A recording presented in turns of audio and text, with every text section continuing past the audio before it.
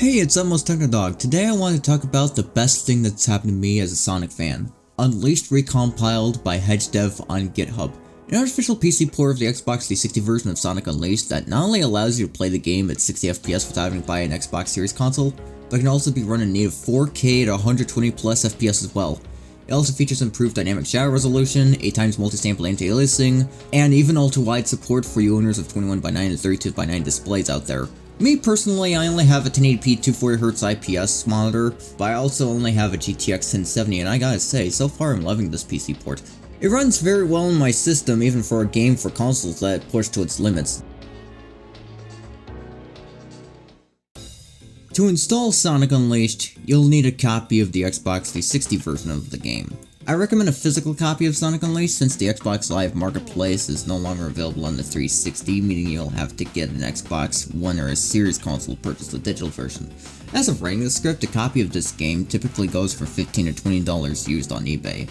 I'm not going to explain how to get this set up because there are tutorials on YouTube that I follow to get the game recompiled. I also recommend downloading all of the DLC files because the PC port uses them for higher quality light maps. If you haven't purchased them yet, you'll need an Xbox One or Series console as of writing this video because the Xbox 360 Marketplace was shut down last year.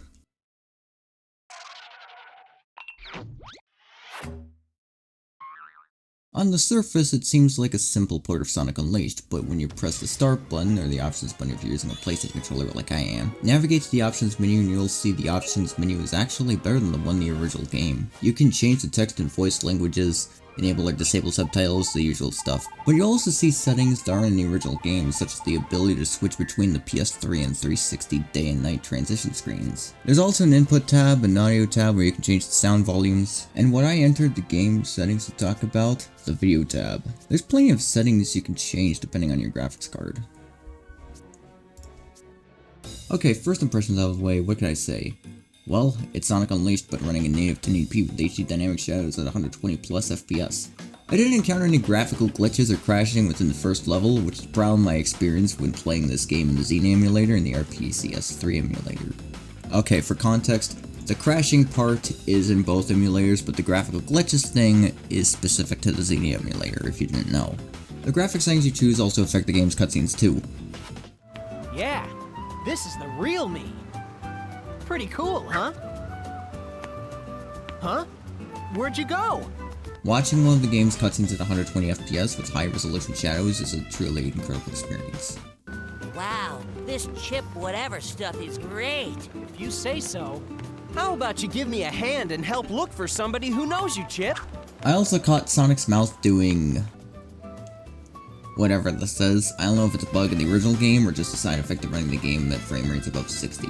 As for the game itself, I didn't encounter any new glitches so far, but I did have to reduce the frame rate cap to 60 while playing Windmill Island Act 3 though. The game controls and plays just like the original game, but with much better performance because it's running on a modern PC instead of being held back by the 7th gen console hardware.